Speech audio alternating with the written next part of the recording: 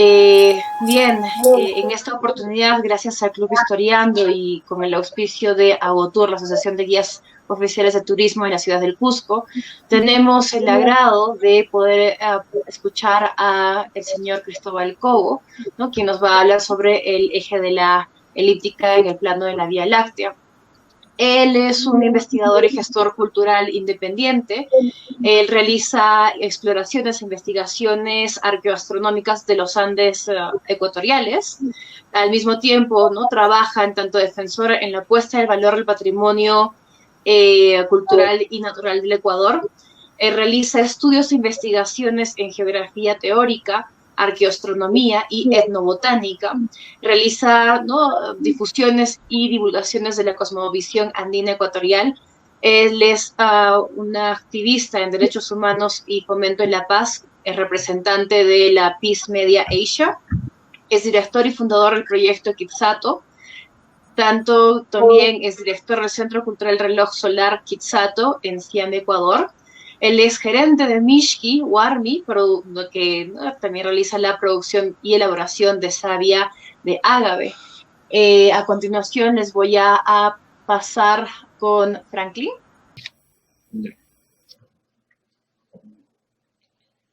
Bien, esperando pues al ponente que trate pues de volver acá para poder transmitir su discurso.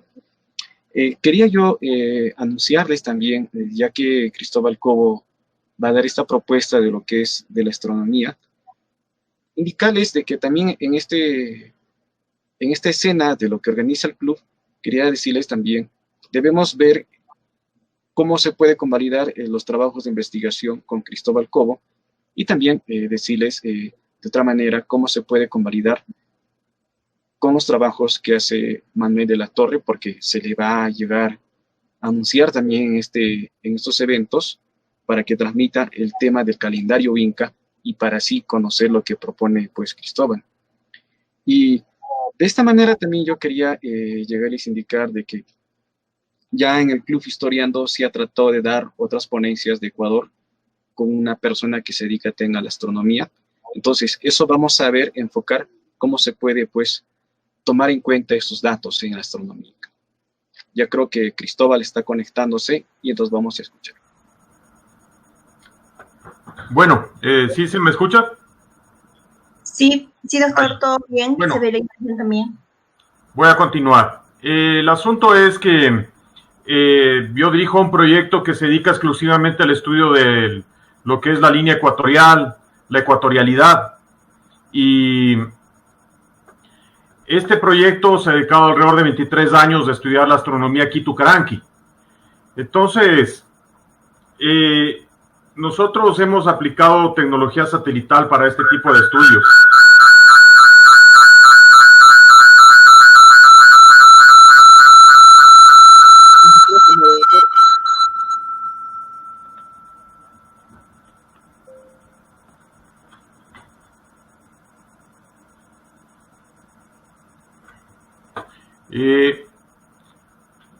Una pregunta, si es que amplío la pantalla, ¿sí se está viendo?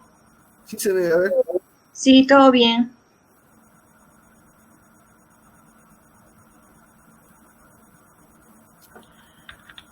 Entonces, bueno, voy a comenzar explicando la astronomía ecuatorial. Solamente en esta región ecuatorial nosotros tenemos la posibilidad de observar los tránsitos ascendentes y descendentes del Sol totalmente perpendiculares, cuando el Sol llega exactamente al cenit. Eso acontece solamente a nivel ecuatorial. Por ejemplo, si vamos para México, vamos a tener el Sol para el sur, en la Ciudad de México 20 grados, si vamos a Río de Janeiro vamos a tener también a 23 grados al Sol hacia el norte. Solamente en la línea ecuatorial vamos a poder tener al Sol sobre nuestra cabeza. Cabe indicar, es importante indicar que solamente en el Ecuador podemos observar absolutamente todas las estrellas del firmamento. Y eso es importante porque si estamos, por ejemplo, en el Cusco, no vamos a poder observar algunas estrellas de la bóveda boreal. Si vamos a México, por ejemplo, no vamos a poder ver algunas estrellas de la bóveda austral. Solamente en Quito podemos observar perfectamente toda la bóveda celeste. Entonces, esto nos facilita entender de mejor manera los tránsitos del Sol, de los astros. Bueno, aquí lastimosamente, porque yo trabajo en Linux, pues aquí se ha saltado un poco las palabras, pero bueno, esta es la imagen para Quito. Podemos ver, le voy a arreglar un poco a eso, ahí podemos ver. Aquí podemos ver cómo es el tránsito del Sol en el equinoccio. Acá podemos ver cómo es en el Cusco. El Cusco está a 13 grados de latitud sur, entonces hay una diferencia. Por ejemplo, en junio tenemos el día más corto del año para el Cusco, menos horas. Los ángulos del solsticio se abren apenas, y lo mismo pasa en el solsticio de diciembre, pero son más horas de luz. La diferencia en Quito es que tenemos las mismas horas, los mismos ángulos perfectos de la inclinación o la oblicuidad de la eclíptica, que es la inclinación de la Tierra con respecto al Sol.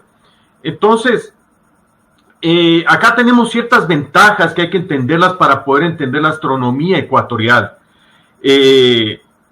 Solamente en la región ecuatorial vamos a observar, nunca vamos a observar astros que nunca se acuestan, que son los inoxiduos, o los astros que nunca salen, que son los inortivos. Aquí en la latitud ecuatorial todos los astros salen y se acuestan permanentemente durante el año. Entonces, aquí evidentemente es bien interesante, porque posiblemente aquí se desarrolló una cosmovisión diferente a otras latitudes en relación a estas ventajas. Pero ¿qué es otro aspecto que hace esta región muy importante? Por eso me gusta siempre hablar sobre las misiones geodésicas francesas. Estas misiones que vinieron en el siglo XVIII, en 1736, vinieron a resolver un enigma de ese siglo, porque había una gran pregunta en la Academia Escolástica Francesa, que se creía que la Tierra era achatada en el ecuador y alargada en los polos, mientras la teoría de Isaac Newton y de Huygens sostenía que la Tierra era achatada en los polos y alargada en el ecuador. Entonces, eso promovió a que se desarrolle el proyecto de investigación más complejo que se ha desarrollado en el siglo XVIII. Y gracias a eso, pues tenemos la visita de las misiones geodésicas francesas de esta región en 1736. Pero la pregunta es interesante, porque ellos podían haberse ido a Gabón, en el África, en la región ecuatorial, que era mucho más cerca, más barato, más rápido, pero no. Ellos decidieron irse.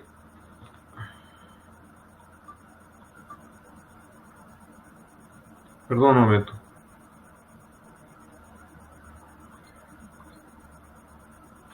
¿Estamos bien? ¿Se escucha?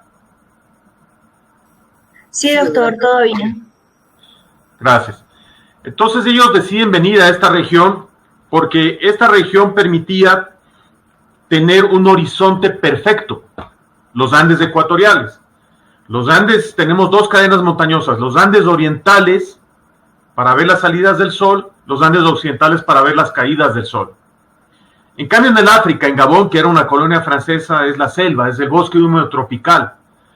Con los bosques no se puede tener puntos fijos de observación en el horizonte. Por eso necesitaban las montañas, y a eso se debe que las misiones francesas vienen a esta región. Aquí podemos ver dos figuras, tres dibujos, perdón. Un dibujo panorámico de los Andes occidentales con la descripción de cada una de las montañas que ellos desarrollaron en estas visitas. Y ellos utilizaron las montañas para poder hacer sus mediciones geodésicas y así conseguir un grado del meridiano y compararlo con otro en Laponia, en Finlandia, para poder entender y comprobar que la Tierra era achatada en los polos, y así fue como se logró resolver eso. Entonces, esto nos ayuda a entender la importancia geográfica de esta región. porque se convierte en el mejor sitio del mundo para observaciones astronómicas del horizonte.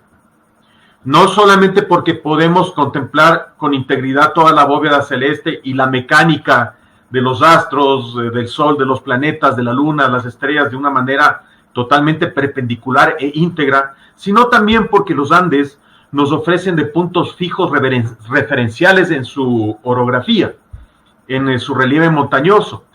Entonces, eso nos ayuda a entender cómo se brindó vital importancia a esta región, pero ¿qué pasó antes? No solamente antes de ellos, de los incas, sobre todo. ¿Qué pasó antes en la época de los incas, en la época preincaica? Y eso me llevó pues a explorar diferentes sitios arqueológicos de la región, ya aplicando tecnología satelital hace 23 años, y llegué a este monte, es el monte Catequilla. Este monte es el único domo, es un domo fracturado, que está justo en la línea ecuatorial, y es el único domo que está entre los Andes orientales y los Andes occidentales. Por lo tanto, se convierte en el mejor observatorio del planeta. No existe ningún otro sitio en todo el mundo que tenga esta ventaja, por las dos connotaciones que yo les explicaba. La visión de la integridad de la visión de la bóveda celeste y el contar con los dos horizontes para las observaciones de las salidas y caídas de los astros. Entonces, ¿qué pasa en este monte? En su cima existe un sitio arqueológico. Les voy a poner brevemente el sitio arqueológico. Aquí podemos ver, es una pared semicircular de 70 metros de diámetro. En uno de sus extremos está una plataforma circular de piedra, y estos discos les llamamos técnicamente discos líticos. Estos discos líticos tienen diferentes diseños, diámetros, radios, líneas secantes, las cuales fueron objetos de investigación durante 15 años, de mi parte, mediciones, posicionamientos, con la mejor tecnología que he podido contar hasta ahora, de estaciones totales, posicionamientos satelitales, GNSS, y así poderlos medir.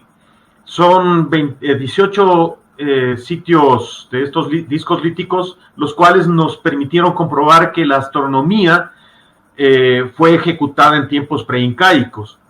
Es así que poco a poco comenzamos a investigar diferentes y hacer levantamientos de estos sitios y entenderlos en todo su universo local.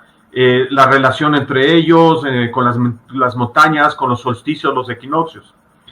Pero para poder continuar, quisiera mencionar algo que me inspiró darles esta charla, que es el trabajo de la historiadora Lidia Faso sobre Choquequirao, porque ella mencionó hace 3 semanas que dio una charla sobre lo importante que es mirar al cielo.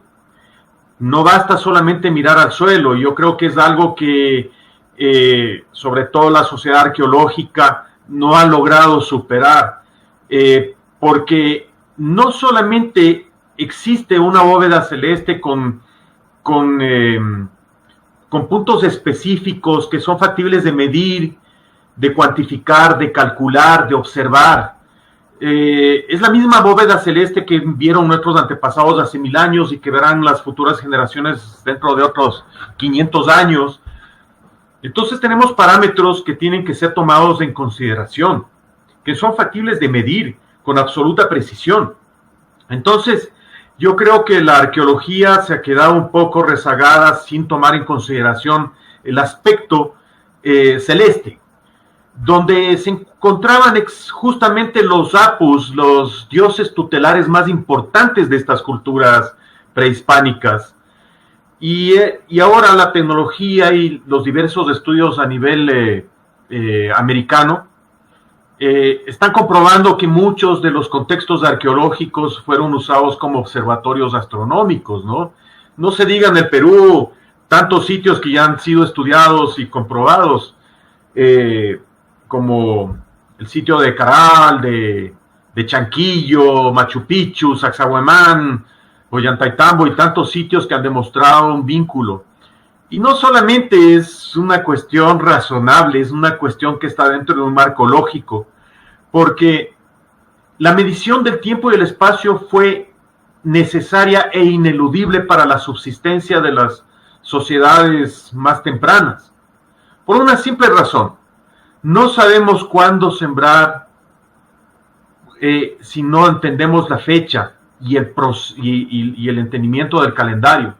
¿Y cómo podemos llevar a cabo la formulación del diseño de un calendario solamente con observación astronómica? Debemos de llegar a entender cuándo van a llegar las lluvias para poder sembrar, preparar los suelos durante el ciclo de un año. Entonces, ¿cómo se logra eso? Solamente por medio del calendario. Entonces, la astronomía era ineludible para la práctica agrícola.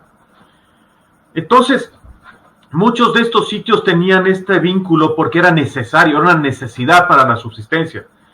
Y es así como se construyeron diferentes sitios arqueológicos que fueron usados como observatorios, justamente para el control, para la ceremonia igualmente, porque estaba relacionado con sus dioses tutelares, con sus religiosidades, con lo más sagrado. Tanto celeste como terrestre, los apus, las montañas. Entonces, es más bien una cuestión de lógica y de sentido común, irnos por el entendimiento de la astronomía para poder entender el resto de evidencias que pueden ayudarnos a complementar el estudio de un sitio determinado. Cuando estamos obviando el aspecto astronómico, estamos descartando algo totalmente evidente y vital para el entendimiento de las culturas ancestrales.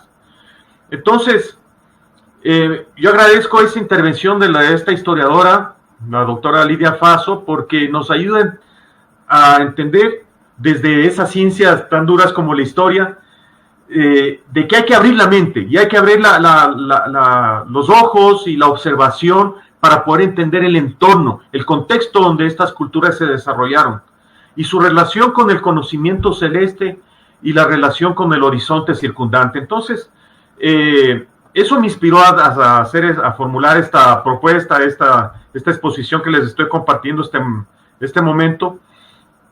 Y voy a continuar explicando estos diferentes sitios arqueológicos para que puedan entenderlos dentro de su contexto global. Sin embargo, vamos a seguir. Mi computadora está un poquito retrasada, pero bueno, los voy a seguir explicando. Yo estuve investigando estos sitios por alrededor de 15 años. Hay plataformas desde 3 metros de diámetro hasta 18 metros de diámetro. Son sitios únicos.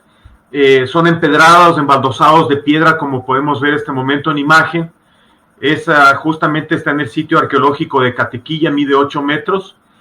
Y están relacionados con las salidas y caídas del sol. Los hemos podido comprobar de diferentes maneras. Y estos sitios nos ayudan a comprobar que la astronomía Quitu-Caranqui pre-incaica existió antes de la presencia incaica. Y aquí vale anotar los comentarios reales de los incas de Garcilaso de la Vega, porque él menciona en el libro segundo sobre la observación equinoccial que desarrollaron los incas. Él menciona que se construyeron grandes círculos de piedra donde se observaba de un lado a otro, que extendían una cuerda y decían que en el equinoccio, esa cuerda cuando caía plomo decían que era el día equinoccial, y que observaban con las columnas cuando no proyectaban sombra, pues, y que esas columnas eran más reverenciadas que las columnas del Cusco. Entonces, es interesante eso porque este historiador no podía haberse inventado esto nunca, ¿no? Él nos está explicando algo que es evidente, que acontece con absoluta precisión en la mecánica celeste. Entonces, es una de las evidencias más importantes. Tengo que explicarles también que en esta región de los Andes ecuatoriales adolecemos de una debilidad, porque acá no hay mucha información etnohistórica de la cultura preincaica, porque cuando vienen los españoles ya estaban los incas asentados en esta región, alrededor de 30 años.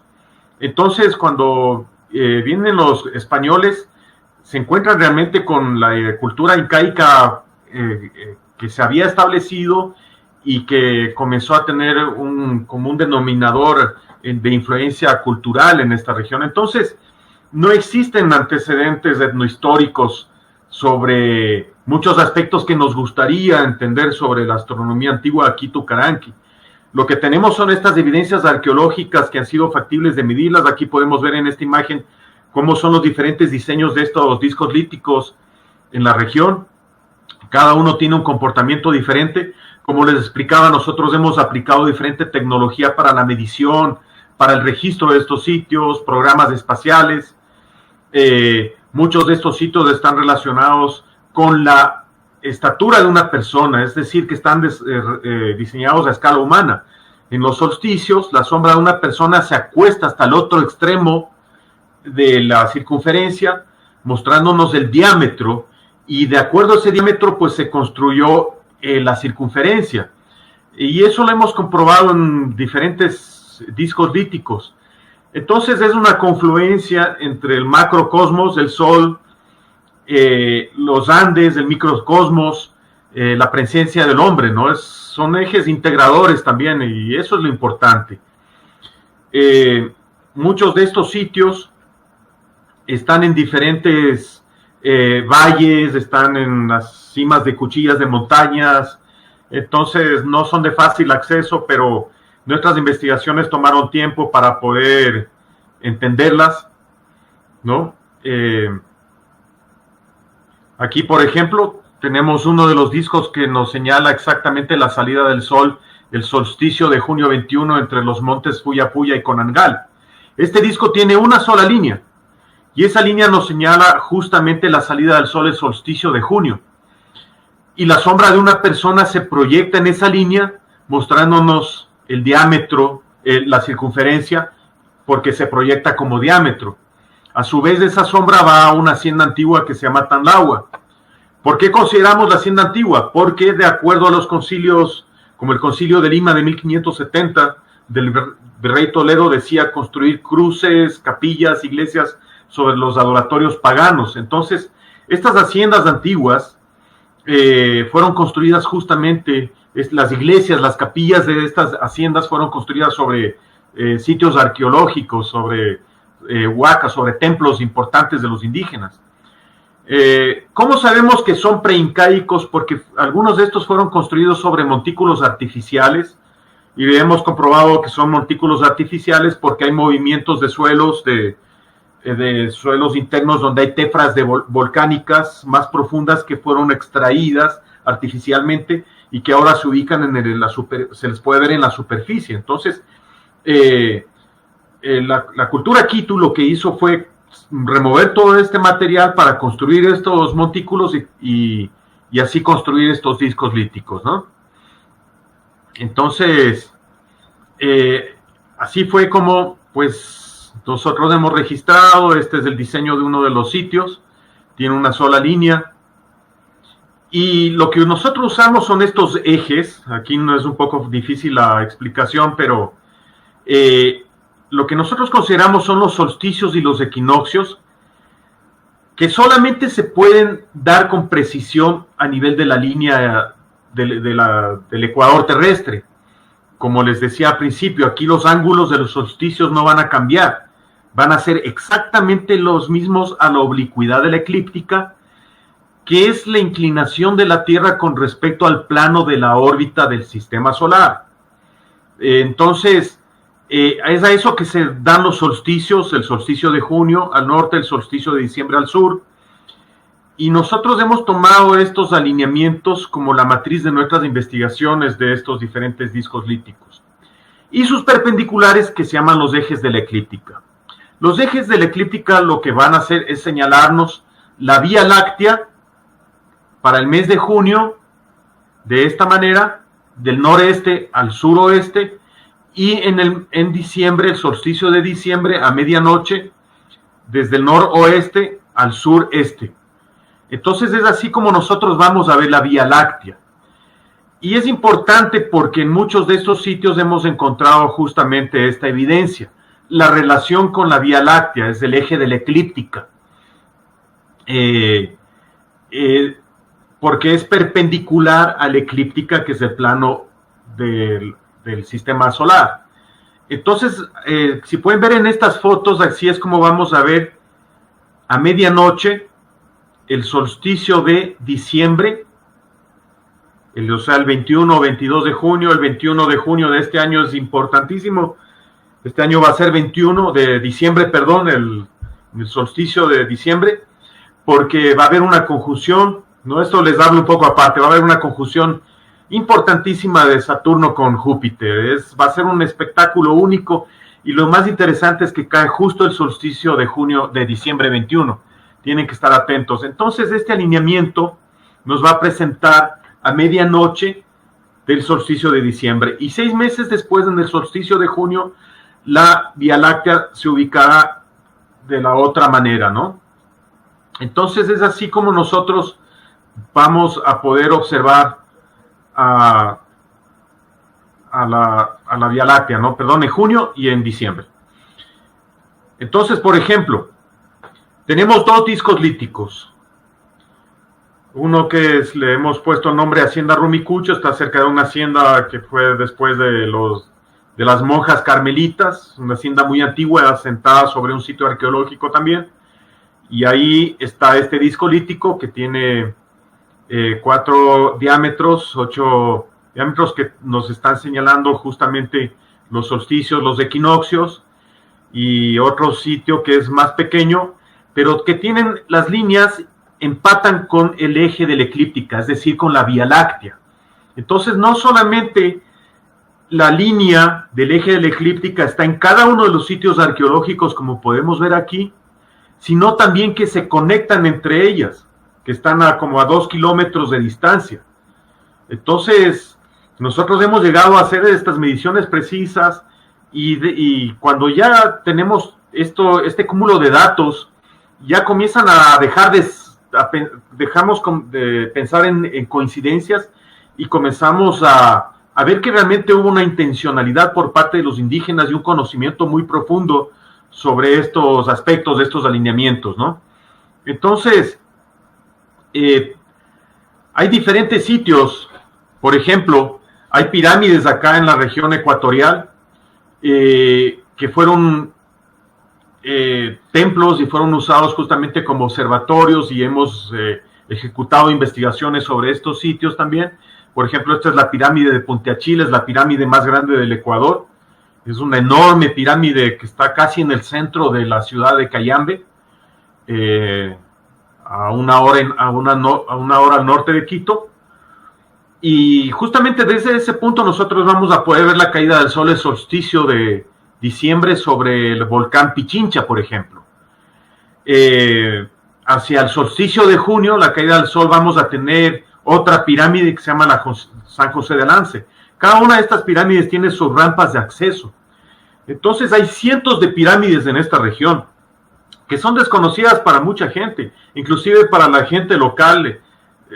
Son un misterio, porque el Estado no se ha preocupado en difundir la existencia de estos sitios. Entonces hay mucha gente local que ni siquiera sabe que existen estos sitios. Uno de mis trabajos y mi tarea es promoverlos, ¿no? Pero bueno, eso es aparte. Aquí fíjense, en esta pirámide vamos a tener una prominencia en el lado sureste. Es como una plataforma, y si uno se para en esta plataforma va a ver la cima de una montaña que se llama Yanaurco. Y la cima de esa montaña nos va a señalar exactamente el eje de la eclíptica o la dirección de la Vía Láctea. Entonces, si esa plataforma no existiera ahí en la pirámide, no podríamos ver la cima de la montaña Yanaurco. Y en la cima del Yanaurco está el sitio arqueológico más alto de toda la región. Es una construcción en forma de delta, hecha con piedra, como siempre se han construido los pucaraes, al menos de esta región. Entonces ahí está el sitio arqueológico más alto. justo en la dirección de la Vía Láctea. Sí, lo que les explicaba, si nos bajamos unos 2 metros de la pirámide, ya no es visible. Entonces, posiblemente esta plataforma en la esquina de la pirámide fue construida justamente para la posibilidad de la observación del pico de esta montaña del Yanaurco en dirección a la Vía Láctea. Entonces, hemos encontrado diferentes relaciones con la Vía Láctea también. Por ejemplo, aquí tenemos una relación geográfica que posiblemente fue importante para los indígenas, que es el callejón interandino ecuatorial, que sigue justamente, bueno, a nivel terrestre vamos a ver esto, en dirección en el solsticio de junio, así en esta dirección es del suroeste a noroeste, pero en el cielo lo vamos a ver invertido, lógicamente, pero es la misma dirección, es la Vía Láctea, ¿no? Entonces, lo que quiero explicarles es que el callejón interandino sigue la misma dirección de la Vía Láctea, y yo creo posible que pudo ser posible que para los indígenas pudo representar de vital importancia que el callejón interandino pueda tener la misma dirección de la Vía Láctea. Entonces, todavía no hemos encontrado suficientes pruebas que nos demuestren esto, pero definitivamente es algo sugerente que no lo podemos pasar en alto. Pero mi intención ahora es compartir de una manera informal esta exposición para que ustedes puedan entender no solamente el trabajo que estamos realizando acá, sino también las diferentes evidencias y el contexto tanto celeste como terrestre con el que disponemos en los Andes ecuatoriales. Y a continuación les voy a presentar algo muy interesante, porque si cogemos en cambio la otra dirección de la Vía Láctea, o sea, 6 meses después, para diciembre, vamos a tener que desde Quito, desde esta región, vamos a llegar perfectamente a Choquequirao, ¿no?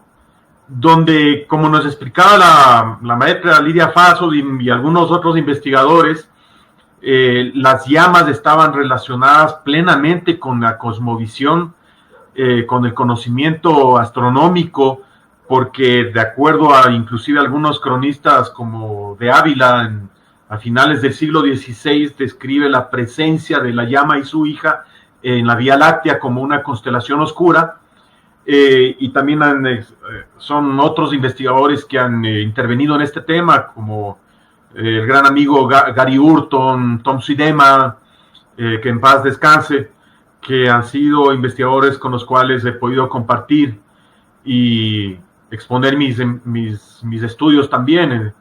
Entonces ellos también hablan de esta relación celeste con la llama, y es importante, no estoy diciendo de ninguna manera que existe un alineamiento premeditado o intencional, es algo que simplemente yo lo he medido, y porque no tenemos todavía algún tipo de información que nos demuestren que estas culturas manejaron sistemas de coordenadas para que sepan que exactamente en esa dirección podía estar Quito, o desde Quito exactamente en esa dirección estaba Choquequirao.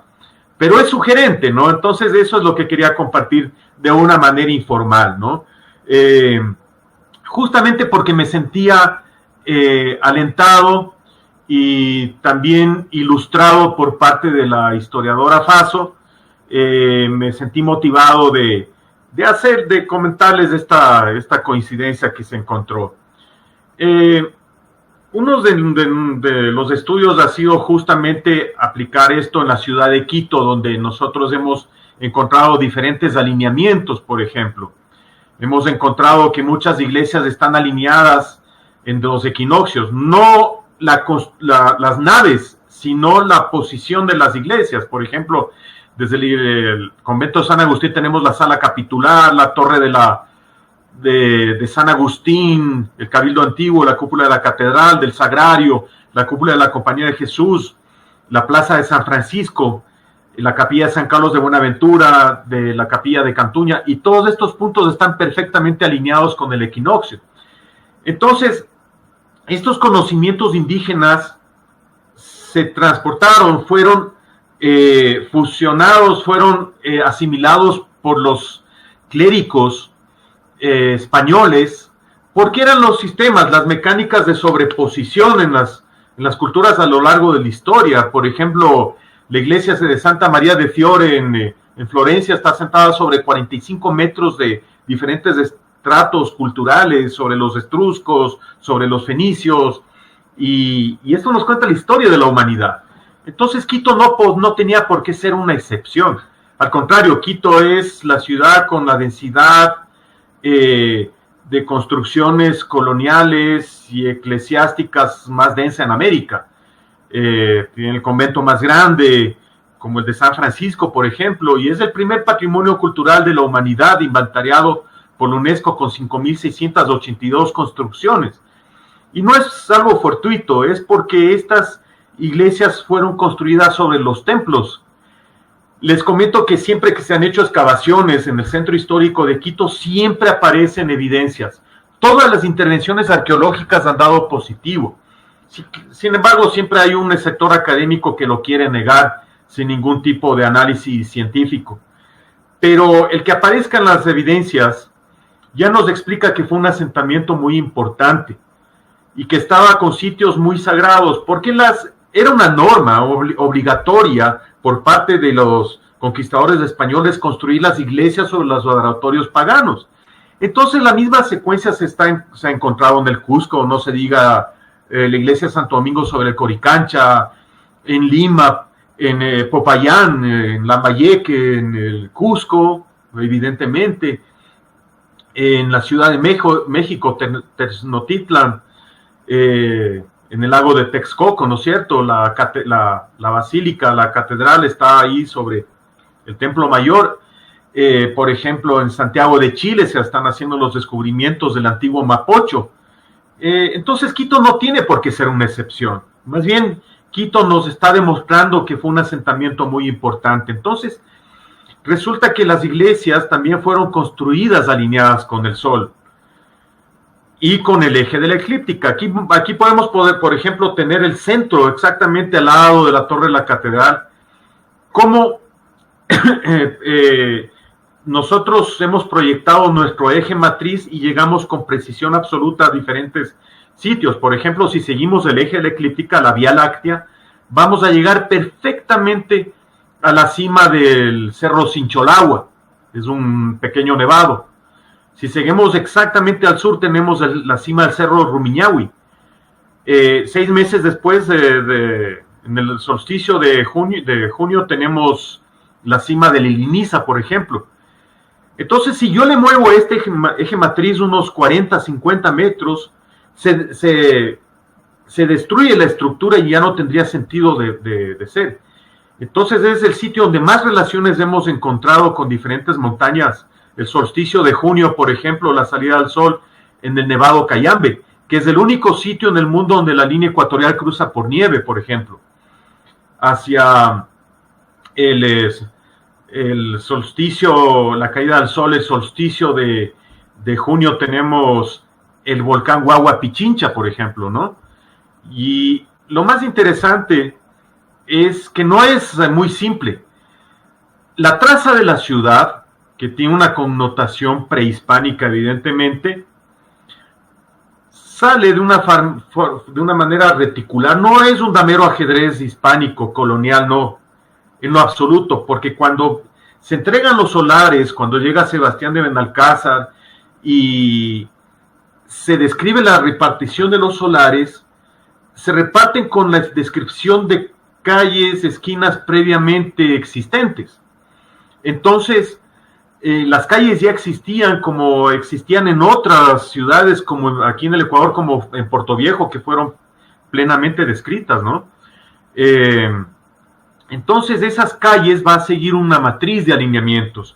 Y esas calles, como vemos en el cuadro derecho, van perfectamente a la cima de la Antizana, por ejemplo. Y parten del volcán Pichincha. Y las perpendiculares van del Cerro Atacazo al Llanaurco. Entonces es así como se constituye la traza prehispánica de la ciudad. ¿no? Siguiendo estas líneas, pues vamos a llegar perfectamente a la cima del Pichincha y al otro lado hacia el Antizana. No está relacionado con las salidas y caídas del sol, es algo mucho más complejo porque es en el tránsito ascendente del sol a las 9 de la mañana a 45 grados, cuando el sol se ubica exactamente sobre la Antizana. Aquí pueden ver la Antizana, cuando el sol está exactamente en la cima, porque el sol en el solsticio de diciembre sale un poco más al norte, pero a medida que el sol comienza a transitar 7, 8, 9 de la mañana, el sol se ubicará a 45 grados de altura, a 123 grados de azimut, y en ese momento la luz del sol va a ingresar sobre dentro de la iglesia, y lo que vamos a ver es un efecto lumínico dentro de la iglesia, justo cuando está sobre la Antizana, ¿no? Entonces nosotros hemos desarrollado todas estas investigaciones y así hemos encontrado hasta ahora 64 efectos lumínicos dentro de las iglesias. Eso no existe en ningún otro sitio del mundo. Yo soy parte de una sociedad de investigadores, de arqueoastrónomos que están investigando tanto en Europa, de la Sociedad Europea de Astronomía Cultural, y soy parte de la Sociedad Interamericana de Astronomía Cultural, y somos diferentes personas que estamos investigando la astronomía, la arquitectura astronómica de las iglesias, ¿no? Hay un caso importantísimo en Bogotá, en Chile, en Perú también se está comenzando, en México hay estudios en Xochimilco, por ejemplo, en la costa de California, con las iglesias franciscanas también se han desarrollado hallazgos muy importantes. Entonces, es interesante, pero no existe ningún otro caso como en Quito, porque Quito era la ciudad del sol. Posiblemente eso hizo que los incas lleguen a esta región, porque para ellos su dios era el sol, Inti, y llegar al sitio donde el sol se encuentra en su plenitud, en los equinoccios, como decía Garcilaso La Vega, donde el sol encuentra su asiento preferido, era la zona ecuatorial. Aunque él falla también en una descripción porque dice que son los andenes de Colchapata en el Cusco, pero no. Esa mecánica celeste solamente acontece a lo largo de la línea ecuatorial. Y en Quito, pues, si hablamos de un contexto histórico, estamos hablando de una cultura preincaica y de una cultura de la intrusión incaica y posteriormente la intrusión española. Entonces, así hemos encontrado, las procesiones se dan exactamente en los solsticios, hemos encontrado efectos lumínicos en altares, en cúpulas, en cruces. Les voy a describir, espero describirles más acá. Vamos a ver. Bueno, esto parte, me hubiera gustado enseñarles algunos efectos lumínicos, pero lastimosamente no tengo en este momento acceso a ejecutarlos, pero les voy a dar los antecedentes. Para entender esto hay que entender la astronomía también antigua, medieval en Europa, porque eso fue lo que se exportó a América. Esos conocimientos, por ejemplo, el caso de la iglesia de San Francisco en Quito. El constructor fue Fray Jodoco Rique, de Flandes, de la antigua Bélgica. Él fue un sacerdote, pero también fue un arquitecto, y fue un astrónomo, y es así como él se describe en su biografía, en sus cartas que envía a Flandes a su familia, ¿no? Entonces él describe cómo los indígenas observaban los solsticios y los equinoccios en Quito, para sus calendarios. Entonces eso nos ayuda a entender que el clero dominaba el conocimiento astronómico y eso, y la arquitectura evidentemente. Entonces ellos usaron el conocimiento indígena para establecer las iglesias sobre los templos antiguos, alinearlos de la misma manera y lograr efectos lumínicos dentro de las iglesias, dentro de los altares. Pero es interesantísimo porque muchas de estas iglesias han tenido destrucciones por sismos, por terremotos, por erupciones volcánicas, donde techos, cúpulas han colapsado, pero se han vuelto a reconstruir y los efectos lumínicos persisten. Es decir, que existe una intencionalidad recurrente en los efectos lumínicos que acontecen en los altares. Y lo más interesante es que en estos altares que existen, por ejemplo, 6 efectos lumínicos simultáneos. En la salida, en el solsticio de diciembre, cuando el sol se ubica sobre la antisana, entra la luz por diferentes capillas, iglesias, en San Francisco, la capilla de Cantuña, de Villasís, de la Virgen de Zaragoza, la iglesia de la Merced, y se iluminan los personajes más importantes de la religión cristiana, de la religión católica, la Virgen, Jesús, en esos momentos más importantes. Y es exactamente simultáneamente. Si fuera uno, estaríamos hablando de coincidencia. De 2, una coincidencia muy interesante. Pero ya cuando son 3, 4, 5, 6 efectos lumínicos simultáneos, estamos hablando de una intencionalidad astronómica perfectamente medible, cuantificable y concreta, ¿no? Es contundente, no se pueden negar eso. Entonces, uno de los sitios más importantes para poder entender esto es justamente el Vaticano. La Plaza de San Pedro es justamente un reloj solar, donde está un obelisco que fue extraído de Heliópolis, del antiguo Cairo. Heliópolis es la ciudad del sol, Helios, sol, polis, ciudad. Y en el centro está un obelisco que marca las sombras en el meridiano, y en el suelo están señalados justamente los puntos de las sombras en los 2 solsticios y los equinoccios. Esto les ayudaba a medir no solamente el tiempo, sino también algo muy importante. Por ejemplo, en la Torre di Venti, dentro del observatorio del Vaticano, está el Observatorio Astronómico Antiguo del siglo XVII, la Torre di Venti. En la Torre di Venti hay una pared lateral con un orificio donde la luz entra e ilumina en el suelo, donde está una estrella de 8 puntas. Y a su vez en la bóveda también está una estrella de 8 puntas donde se descifra cada uno de sus puntos. ¿Por qué era importante esta fecha para los cristianos? Porque esto les permitía calcular la fiesta de la Pascua, que no es más que el primer domingo después de la primera luna llena, después del equinoccio de marzo 21. Entonces, si se fijan, es una fecha movible porque depende de la luna, pero la luna depende de una fecha fija que es el equinoccio. Entonces la Pascua es una celebración astronómica marcada por 2 astros, por la luna y el sol. Y 40 días antes es el carnaval, es el miércoles de ceniza, es la cuaresma. Entonces estamos hablando de que carnaval, la Pascua son fechas astronómicas. Entonces todo se fijaba en base al observatorio astronómico antiguo del Vaticano, que era la Torre di Venti. Asimismo, por ejemplo, la Navidad representa el solsticio de diciembre. Bueno, eso ya todos lo sabemos. Corpus Christi, San Pedro, San Pablo, San Juan, San Antonio, en el solsticio de junio. Acá se celebran las fiestas del sol, también en esos días del solsticio de junio 21. Y la fiesta de la Navidad, el Capac Raimi, el solsticio de diciembre, ¿no? Entonces el calendario agrícola está inscrito en este conocimiento.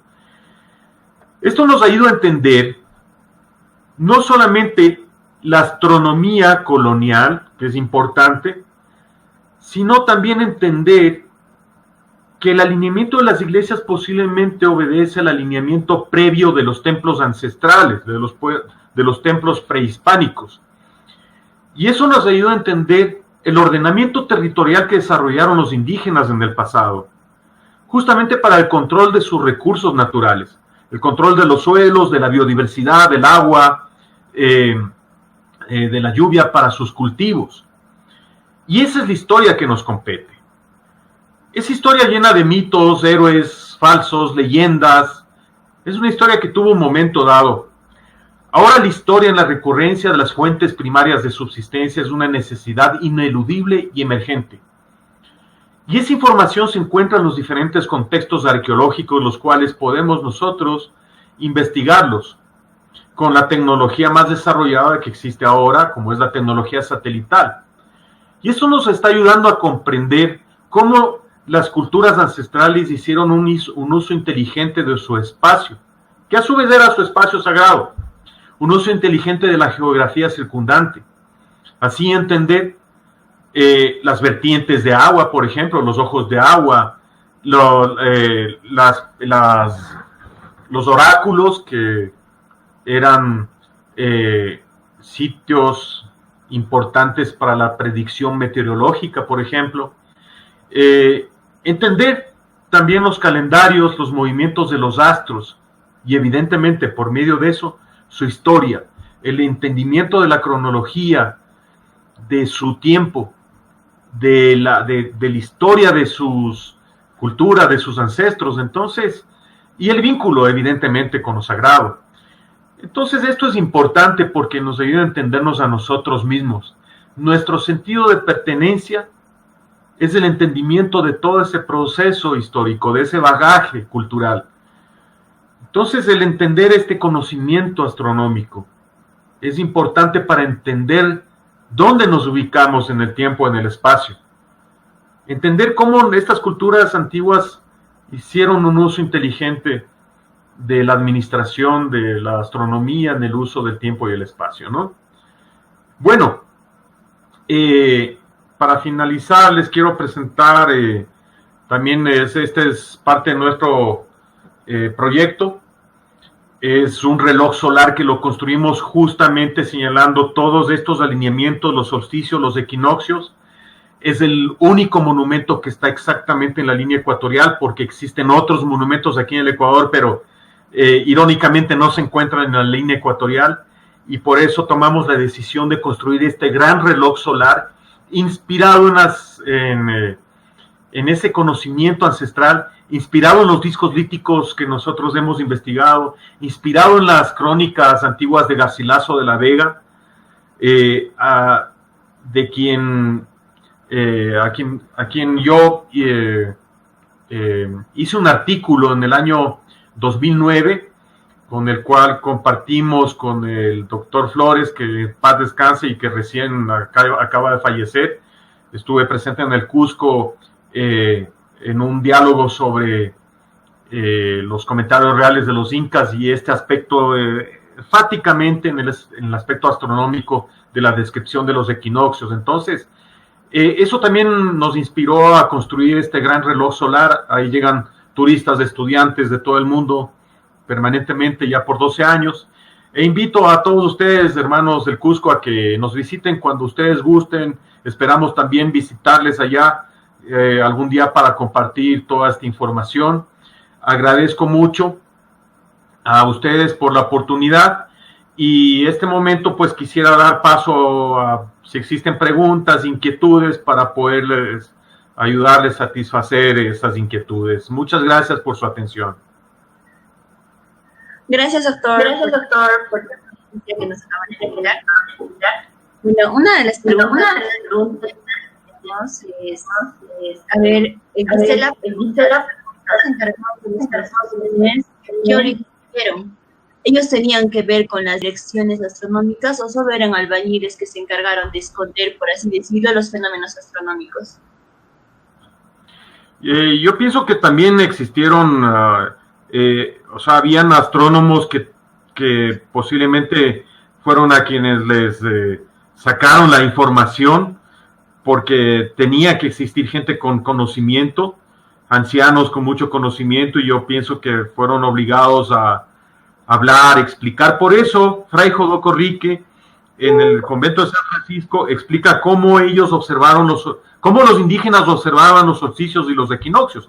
Es decir, que inclusive todavía estaba vigente una práctica astronómica, la cual los sacerdotes, en este caso Fray Jodoco Rique, pudo estudiarlos, comprenderlos, entenderlos, para poder proyectar la iglesia, los ángulos de proyección de luz, y así poder darle esta relación astronómica y los efectos lumínicos que podemos ahora contemplarlos, ¿no? Entonces, yo creo que sí había todavía una práctica astronómica vigente al momento de la conquista española. Perfecto, doctor.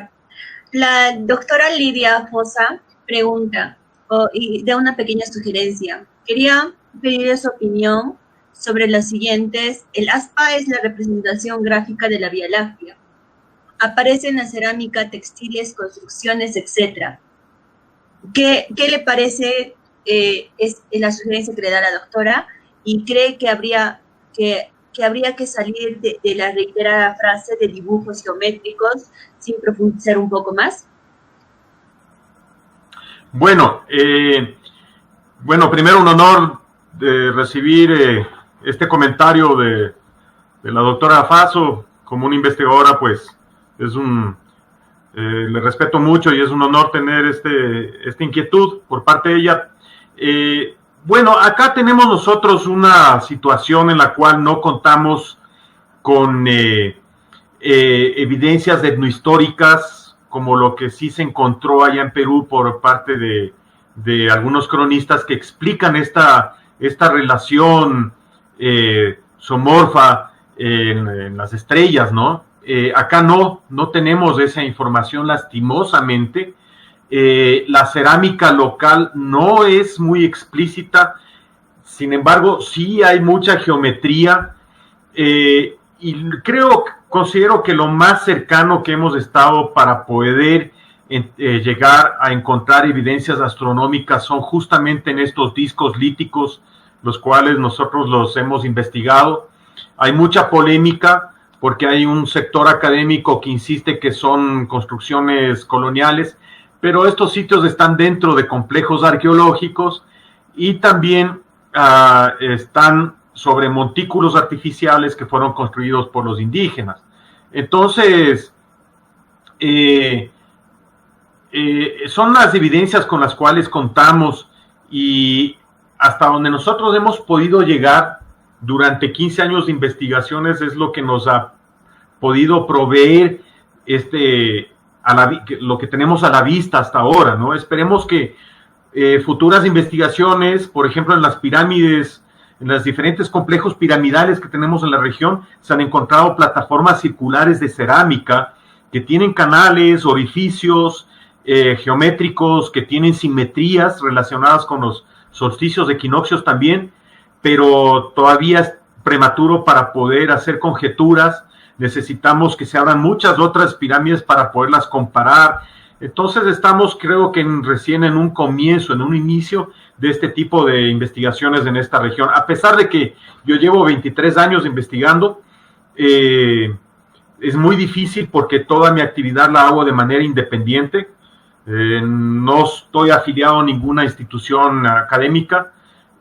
Todo el proyecto lo he llevado de una manera autogestionada, pero trato de ajustarme a la rigurosidad que demanda la investigación de la cultura, porque es un compromiso que va más allá de la vida. Entonces, esperamos en los próximos años tener más información para poder cotejarla. Sin embargo, lo que he mostrado es lo que nosotros tenemos hasta ahora en las manos, y me gustaría seguir profundizando más, y muchas gracias por la inquietud. Bien. De antemano darle las gracias por estar atenta a la transmisión a la doctora Lidia Fosa. Y Teodicio Chávez pregunta si es que podría explicar un poco más aclarar acerca del eje Quito-Choquequirao. A ver, tengo que mencionar que de ninguna manera estoy diciendo que existe una intencionalidad. Estoy aprovechando la oportunidad de una manera informal para explicarles que, claro, en las mediciones que yo he hecho, he encontrado que desde la ciudad de Quito existe un alineamiento perfecto, totalmente preciso con el eje de la eclíptica, que es la Vía Láctea, hasta el sitio de Choquequirao. Pero puede ser una coincidencia, ¿no? No tengo en lo absoluto ningún tipo de evidencia que me explique que eso fue intencional. Sin embargo, me atreví a exponerlos porque me pareció muy sugerente. No solamente por la relación de los dos sitios, sino también porque la línea del eje de la eclíptica en la noche del solsticio de diciembre, que es la Vía Láctea, sigue la misma trayectoria de los Andes peruanos y de la costa peruana. Pero en cambio los Andes ecuatoriales gira drásticamente hacia el otro lado, el otro eje de la eclíptica, o sea, que es la misma Vía Láctea, pero 6 meses después para la noche del solsticio de junio 21. Entonces, para mi punto de vista, yo creo que para los indígenas, eso sí se podían haber dado cuenta claramente que seguía esta línea y debió haber representado con vital importancia para estas culturas, que el mismo camino andino, el mismo perfil costanero, sigue la misma línea de la Vía Láctea, ¿no? Como lo menciona Gary Hurton en su libro Entre el cielo y la tierra, bueno, no me acuerdo bien el título del libro, pero él menciona cómo el Vilcamayu, el río de la vida, representa justamente la Vía Láctea, ¿no? Y es el eje de la eclíptica. Entonces, en los Andes ecuatoriales tiene una dirección, pero en los Andes peruanos la otra dirección, igualmente con el perfil costanero del Perú. Entonces, yo creo que para estas culturas fue de vital importancia. Pero vuelvo a repetir, bajo ningún concepto estoy afirmando que existe una relación comprobada entre Chuquicirao y Quito. Simplemente fue algo que a mí me sugirió para hacerles esta exposición, ¿ya? Porque fue algo sugerente dentro de mí después de la exposición que vi sobre Chuquicirao, ¿no? Entonces, es hasta donde yo he podido avanzar, pero no es algo donde yo tenga una evidencia para poder ni siquiera formular una especulación, ¿no? Simplemente es una coincidencia la que yo he visto, nada más.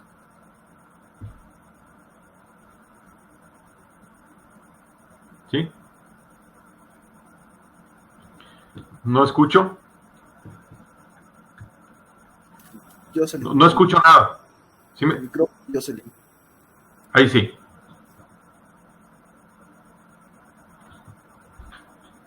Ahora sí. Bueno, de antemano agradecerle por la respuesta y también un cordial saludo para Teodicio Chávez por estar pendiente de la exposición. Es un gran investigador del electrochoro magnético de Machu Picchu. Y también tenemos otra pregunta de Hernán que dice, ¿en Quito hay huacas o pirámides? A ver, en Quito, ya que está construida la ciudad colonial sobre los templos que fueron destruidos, no se sabe si es que fueron pirámides o montículos, pero sí se puede reconocer que hay algunas construcciones como la catedral que tiene un sobredesnivel sobre la plaza de la Independencia, o la casa presidencial también tiene un desnivel. Posiblemente fueron pirámides, posiblemente fueron montículos, posiblemente... por ejemplo, el convento de San Francisco, la iglesia de San Francisco también tiene un desnivel con respecto a la plaza. Entonces, yo no creo que los constructores españoles iban a complicar construyendo en desniveles. Lo que tenían que hacer era construir sobre las huacas, porque eso era lo que demandaban los concilios, era algo obligatorio. No podemos negarlo. Y si alguien quiere insistir en que Quito es una excepción, debería demostrarlo científicamente. Sin embargo, todas las intervenciones arqueológicas han dado positivo.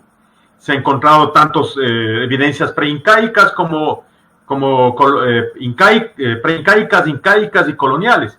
Por ejemplo, la iglesia de San Francisco, que está relacionada con el solsticio de diciembre, en una de las excavaciones se encontró cerámica relacionada, cerámica inca imperial relacionada con el Capacocha, que era un enterramiento vinculado con el solsticio de diciembre, con el Capagraimi. Entonces, hay cosas que empatan, que se va armando el rompecabezas y que nos comienza a ayudar a entender todo este vínculo astronómico antiguo, pero en los alrededores de la ciudad de Quito sí existen algunos montículos y pirámides en todo lo que es el Valle Ecuatorial. Las pirámides de Cochasquí, por ejemplo, son 15 pirámides cuadrangulares que están en un solo complejo.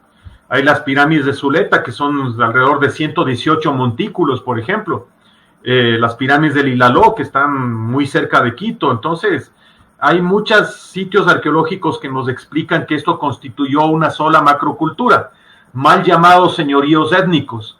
Fue una sola macrocultura con su propia, con la misma tipología cerámica, con la misma tipología arquitectónica, con la misma tipología de asentamientos, que va desde el sur de la provincia del Carchi, que colindamos con Colombia, hasta el centro de los Andes ecuatorianos, que es la provincia de Tungurahua. Entonces, fue una gran macrocultura hasta la intrusión del Incario. Entonces, es la cultura Quito-Caranqui, técnicamente se la conoce así, ¿no? Perfecto, doctor. Gracias por la respuesta y agradecerle también a Hernán por la pregunta hecha. Bueno, Walter Torres pregunta, ¿qué opinas sobre la siguiente teoría? Que el Huayna Cápac, gracias a las tribus quiteñas, habría sido comprobado que es el verdadero centro del mundo. Estaba en Quito y no en Cusco. Por ende, deseaba cambiar la capital del Tahuantinsuyo hacia Quito, razón por la cual la élite cusqueña decidió eliminarlo. ¿Qué opinas sobre la pequeña teoría que Walter Torres nos escribe? Que es muy importante y muy interesante y que está dentro de la lógica y el sentido común de que para los incas era importante esta región, evidentemente, porque era el Intiñán, era el camino del sol ecuatorial. Es como para los cristianos ir a Jerusalén, como para los musulmanes ir a la Meca, por ejemplo, ¿no? Era un sitio del sol, pues, es evidente. Entonces, es una cuestión más de sentido común. Llegar al sitio del sol posiblemente representaba lo más sagrado, y es por eso, pues, que vienen hasta esta región, ¿no? Según muchos investigadores, fueron en 2 ocasiones, hasta acá, hasta el norte, y por 3 ocasiones al sur, pero en la última ocasión que ya llega a Huayna Cápac, que muchos inclusive dicen que Huayna Cápac significa justamente ese punto cenital, las palabras Huayna Cápac, el punto más alto, que era justamente de la posición del sol cenital ecuatorial. Entonces, lo que pasa es que aquí nunca llegaron a ejecutarse grandes construcciones porque apenas ya tenían dominio de la región, aconteció la intrusión española. Entonces, los incas lastimosamente no llegaron a realizar construcciones significativas en esta región. Y si las hicieron, fueron destruidas por los españoles, como en la ciudad de Quito. Hay algunas evidencias, el Palacio de San Agustín de Cayo hacia el sur, al lado de Cotopaxi, hacia más al sur, en la provincia del Cañar, tenemos Incapirca, pero todos estos sitios fueron construidos sobre otros templos preincaicos, ¿no? Y al norte, en Caranqui, tenemos también una como piscina rectangular incaica. Entonces, no tenemos suficientes evidencias, construcciones que nos ayuden a explicar la dimensión que podía ver esta región representado para los incas, pero indudablemente fue algo dentro de la cosmovisión, dentro de lo sagrado, dentro del aspecto solar, de vital importancia, ¿no? La conquista hacia esta región, evidentemente.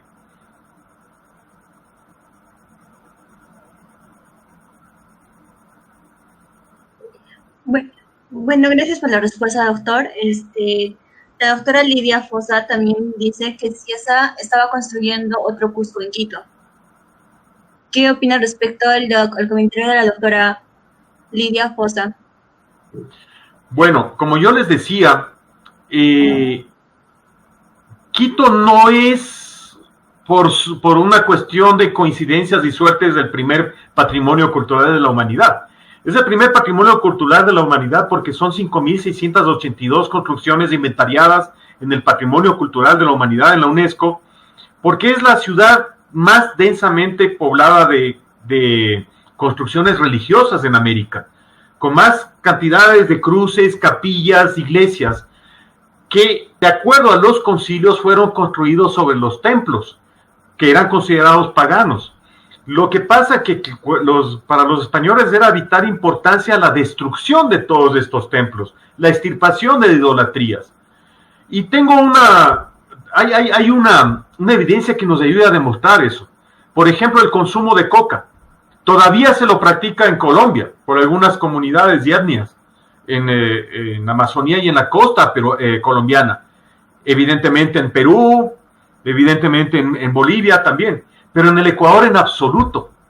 Porque en esta región el clero tenía que erradicar plenamente todo tipo de relación a cualquier tipo de culto y cualquier tipo de relación sagrada, tanto con plantas, con animales, con templos. Entonces yo creo que acá hubo realmente una destrucción masiva. Entonces no se puede encontrar realmente las evidencias suficientes que nos demuestren una gran ciudad, pero si nosotros seguimos una lógica de pensamiento y de la cosmovisión incaica, es evidente que ellos sí hubieran querido construir una ciudad igual o tal vez hasta más importante que el mismo Cusco, ¿no?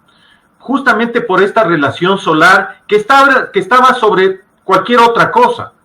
Era lo más importante, era el sentido de ser de esta cultura del sol, de los incas. Entonces, evidentemente que Quito tenía un significado importantísimo para el incario. Eso es sin duda alguna. Gracias. Gracias por la respuesta, doctor Cristóbal, y también a la doctora Lidia Josa.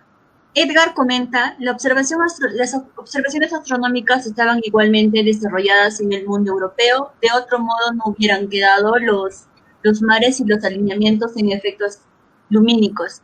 Se observan también las iglesias del mundo antiguo. Menciona también que existían líneas convergentes entre Quito y Choquequirao. ¿Qué estudios se han realizado al respecto para haber llegado a esta precisión? A ver, vamos por partes. Con el aspecto de la arquitectura astronómica, no solamente corresponde a la traza de la ciudad, las mediciones que hemos ejecutado, sino también el alineamiento de las naves de las iglesias que siguen la misma traza de la ciudad, y también los efectos lumínicos que siguen el mismo alineamiento hacia el Nevado Antizana, por ejemplo, en uno de los casos. Y también la simultaneidad de los efectos. Entonces nosotros lo que hacemos es inyectar las mediciones que hacemos dentro de los programas espaciales, con los levantamientos topográficos, los escáneres que hacemos, y los programas nos dan la fecha y la hora de la relación astronómica. Entonces nosotros hemos ido con cámaras a registrar los efectos lumínicos, y en total hemos descubierto hasta ahora 64 efectos lumínicos en momentos específicos, en horas específicas, en fechas específicas. Entonces, eso solamente se lo logra con precisión astronómica, con datos matemáticos.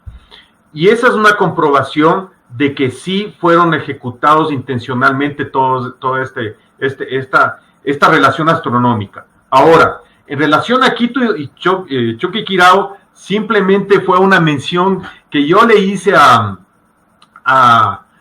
Franklin Pacuri, de que yo había encontrado una relación del eje de la eclíptica de la Vía Láctea entre los dos sitios, pero es simplemente una coincidencia, porque no se ha encontrado ninguna evidencia ni escrita, ni arqueológica, nada en absoluto que nos diga que existió una intencionalidad. Solamente lo presenté de una manera sugerente y no me quiero arrepentir, o sea, solamente quería explicarles que eso me motivó a formular la propuesta, nada más. Pero lo que sí es interesante es que sí existe una relación del callejón andino peruano en relación a la dirección de la Vía Láctea, en un eje de la eclíptica que es del solsticio de diciembre y en relación al eje de la eclíptica en el solsticio de junio en los Andes ecuatoriales. O sea, cambian de dirección en el Perú hacia el sur y en Quito, en la zona ecuatorial, hacia el solsticio de junio. Entonces, eso sí es importante porque posiblemente para los indígenas eso marcaba un camino, un alineamiento sagrado, ¿no? Entonces, eso hay que considerar bastante. Yo creo que en los estudios que se quieran relacionar con el aspecto celeste de la Vía Láctea, ¿no? Entonces, yo creo que esa sugerencia es importante para los investigadores. Gracias. Gracias, doctor, por la respuesta brindada y también agradecerle por habernos brindado la conferencia. Bueno, tenemos una pregunta de parte de Franklin Pacuri. Por favor, Franklin, ¿te puedes pronunciar? Bien, doctor, agradecerle también por el tema que nos ha brindado. Yo quería consultarle, así como estaba la intervención de la doctora Lidia Fossa. Tengo una pregunta, si su persona a tomar en cuenta sobre sus estudios de la astronomía, no sé si tomó en cuenta los trabajos de Guamán Poma de Ayala, donde indica acerca del astrónomo Juan Yumpa, donde está dando a conocer pues el sistema del calendario, y no sé si este sistema del astrónomo Juan Yumpa se puede comprobar tal vez en la zona que es Quito, Ecuador, porque esto se ha hecho un estudio y se está comparando en el Valle sobre los Incas, que es en la montaña Tincuyuna, esta proyección de luces y sombras. Es una inquietud de esto, doctor, y justamente yo quería, tal vez a manera de diálogo, ver también de que a veces, cuando a veces investigamos el tema, digamos, de Guamán Poma de Ayala, hay que verlo con cuidado porque he amontonado casi 15 ejemplares de Guamán Poma de Ayala, de diferentes escritores que han escrito de diferentes departamentos, y tanto lo que es, digamos, los que han publicado en Cusco, y varían las informaciones. Eso me hace pensar de que cuánto a mí me gustaría, doctor, tal vez compartirle, ojalá que se pueda, la publicación del doctor Carlos Araníbar sobre Guamán Poma de Ayala. Es un nuevo estudio que ha sido publicado, pues, por el tema de la crónica, y es muy distinto su trabajo. Por ejemplo, a veces nosotros analizamos la crónica de John Murray, que publicó Guamán Poma, o tal vez lo que se llama el coronel José de Bustios. Entonces, eso es tal vez una aportación, doctor. Y por otro lado, yo quería ver, doctor, ¿cómo ve el trabajo de su colega, que es Alfredo Lozano Castro, quien ha investigado también acerca del simbolismo y la semiótica, donde da a conocer, pues, dos felinos de dos plumas en la zona de Ecuador? Eso es mi inquietud. Bueno, son dos cosas. Primero, sobre los cronistas y sobre, en este caso específico, Guamán Poma de Ayala, sí es obligatorio el revisar, pues, todos estos trabajos, y muchas gracias por la oferta. Me gustaría revisar la publicación que tú me estás comentando. Pero para nosotros es un poco delicado topar muchos de esta información, en el caso de Garcilaso La Vega, por ejemplo, no solamente porque han sido muy criticados desde el enfoque de la academia porque son criollos y fueron tardíos, sino también porque hay ciertos datos que no son posibles de contrastarlos y que también a veces caen un poco en la fantasía. Entonces, son textos muy delicados. Acá nosotros tenemos al padre Juan de Velasco también. Entonces hay que tomarlo con pinzas. Sin embargo, para nosotros, en mi caso, yo investigo la cultura preincaica y en relación a esa cultura prácticamente no tenemos casi nada, por decir nulo, algún registro etnohistórico, ¿no? Es realmente difícil, es una debilidad con la que adolecemos en esta región. Entonces, para una descripción de la astronomía incaica, evidentemente es importante, pero para la descripción de la astronomía preincaica simplemente no es muy funcional desde el aspecto de investigación, ¿no? Entonces, es un tema que hay que tratarlo con mucha discreción. Y sobre el arquitecto Alfredo Lozano, amigo, pues con mucho respeto, realmente él lo ve desde la semiótica, él se basa en un aspecto mítico, lo cual no es mucho de mi campo. Realmente no he podido lograr entenderlo desde una matriz astronómica precisa, con datos más numéricos, posicionamientos geográficos, y realmente se me hace un poco complicado entender el trabajo de él. Yo te voy a comentar una cosa, Franklin.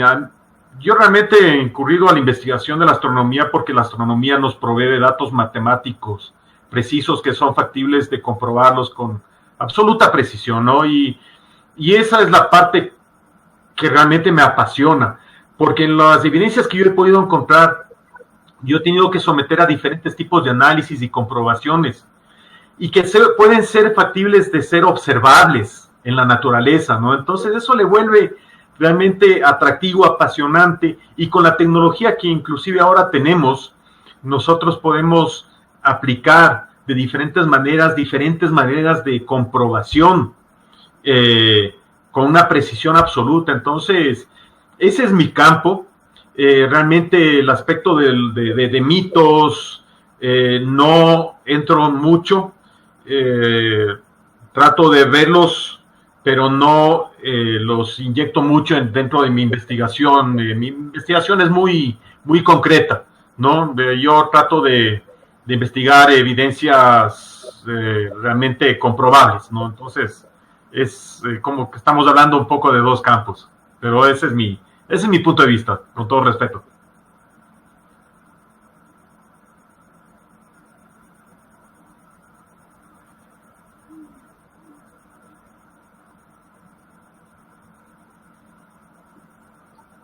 Franklin, por favor. Ahí sí le escucho. Bueno, creo que eso sería todo de parte de Franklin.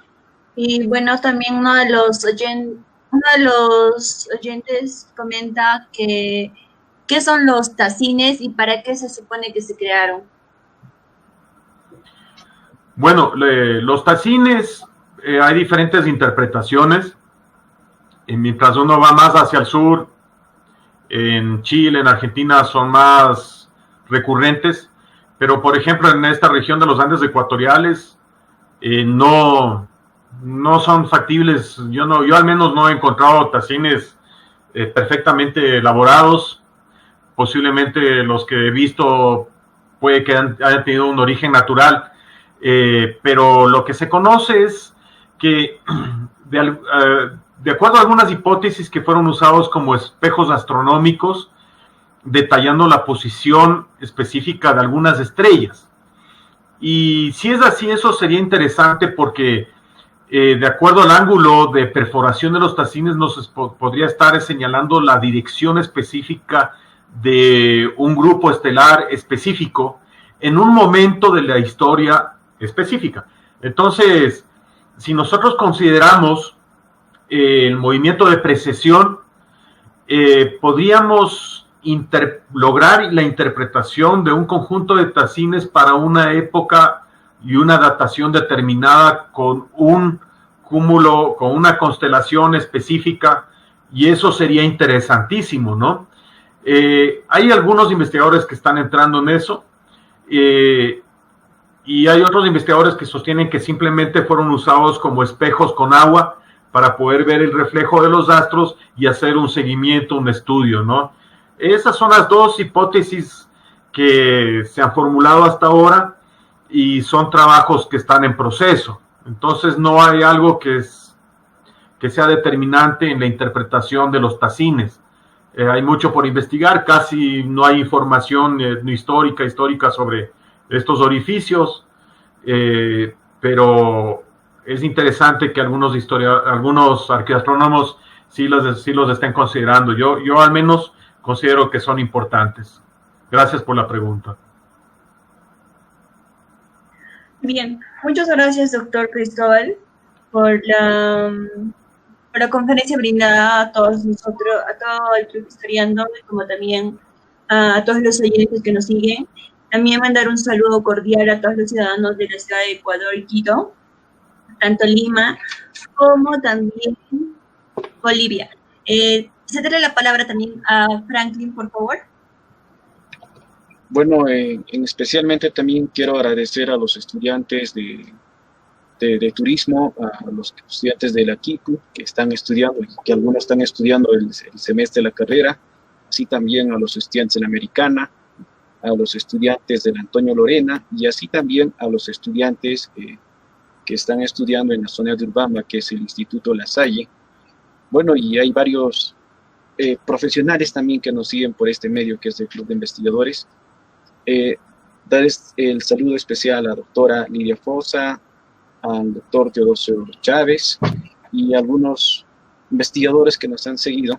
Y bueno, doctor, estamos muy amables con su persona y como siempre le he anunciado, de que cuando venga acá a Cusco, no se preocupe brindarnos sus capacitaciones, lo brindará Cusco y Machu Picchu, porque ya, como le anuncié, de que gracias a la institución Agotur Cusco también que nos auspicia para hacer estos eventos, pues pedirle, pues cuando esté en Cusco, dar una charla para todos los guías que radican en Cusco y igualmente en Machu Picchu. Muchísimas gracias, doctor. Muchas gracias también. Estoy a las órdenes y para mí sería un honor compartir en algún momento allá con ustedes y compartir todos los trabajos que se están realizando, los proyectos en proceso, tratar de hacerles una exposición más vanguardista con todos los medios audiovisuales que podamos tener para que puedan entender desde muchos enfoques el trabajo que hemos estado haciendo por acá. Entonces espero en algún momento que no sea muy lejano estar con ustedes y muchas gracias por la invitación. Muchas gracias por su ponencia. Sí, muchas gracias, doctor Cristóbal. También no olvidarnos, chicos, y todos los oyentes que nos están viendo, la siguiente conferencia del día 18, sábado 19 se va a hacer una pequeña conferencia también acerca del calendario Inca dado por el ponente Manuel de la Torre, director del Instituto de Astronomía en Bolivia.